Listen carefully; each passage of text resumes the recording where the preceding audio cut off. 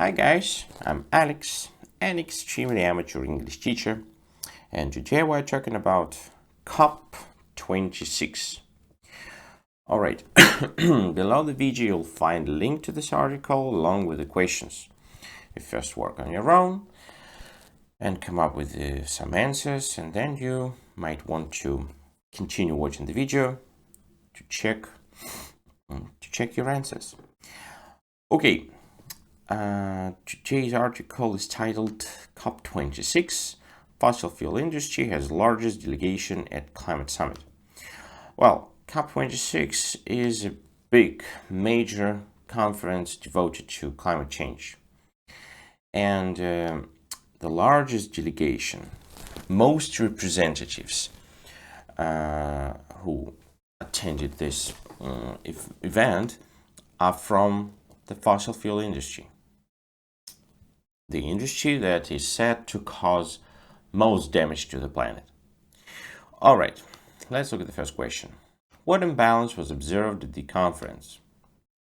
Alright, the word imbalance might mean something like inequality. It's when one part is bigger than the other part, and it results in a lack of harmony. So people noticed that such a thing happened at the conference. So what was it? In fact, the answer is right at the title, but to understand it better, let's look at the first sentence. Here, there are more delegates from the fossil fuel industry than from any single country. So I guess it might be called an imbalance between, opposing opinions. Because you understand that guys from this industry have different opinions from guys from Greenpeace, let's say. Yeah, and I guess it might be called an imbalance.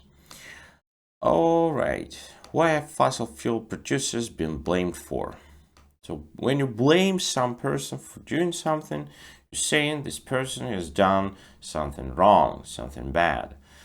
And what have they done? Okay, here. Some believe that the fossil fuel industry has been denying and delaying real action on the climate crisis. It means they have been getting in the way of those who are trying to solve the crisis, solve the problems, ecological problems. Because delaying, doing something later than it was planned. And denying, here it means not letting someone do something. All right. Who is regarded as advocates of the development of the fossil fuel industry? Advocates are people who support something. So at this conference, probably there are thousands of people. And they don't wear badges saying, look, we support the development of the industry. Some of them don't say anything explicitly.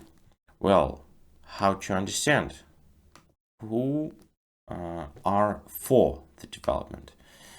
And here they give you definition of a fossil fuel lobbyist supporter. First,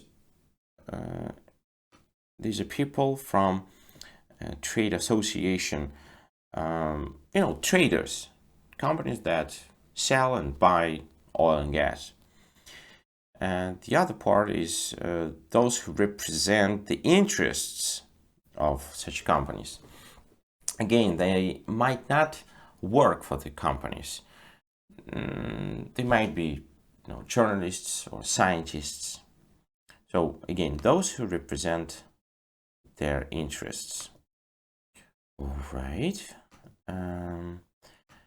Some suppose that there are two measures that should be taken in order to carry on with oil and gas extraction. What are these measures? All right. If we want to continue, extracting oil and gas, we need to do two things. This is an opinion of some people. What are those things? Here you see that offsetting and carbon trading is a way to continue extracting oil and gas.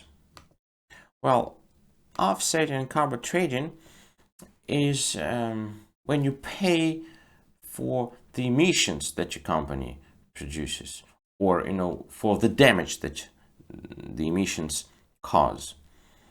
And some believe that these methods will help us continue extracting oil and gas without causing too much damage. On the other hand, there is an opinion that there is only one thing that can resolve the ecological crisis we're faced with. So what is this thing? Again, there is an opposing opinion. People say, no, we need to do one thing only to stop the crisis. And this thing is, simple actions that'll help to keep fossil fuels in the ground. I don't know what kind of actions, but their goal is to leave fossil fuels in the ground, stop using them. That's the only thing we need to do to stop the crisis. And the last question, what approach to climate change do oil and gas producers suggest? Please look at what approach, because I think it's quite confusing. People often think that it's the same as a method. No. Approach is a theory behind the methods that you use. For example, we all are learning English, and there are different approaches to it. One is called communicative approach.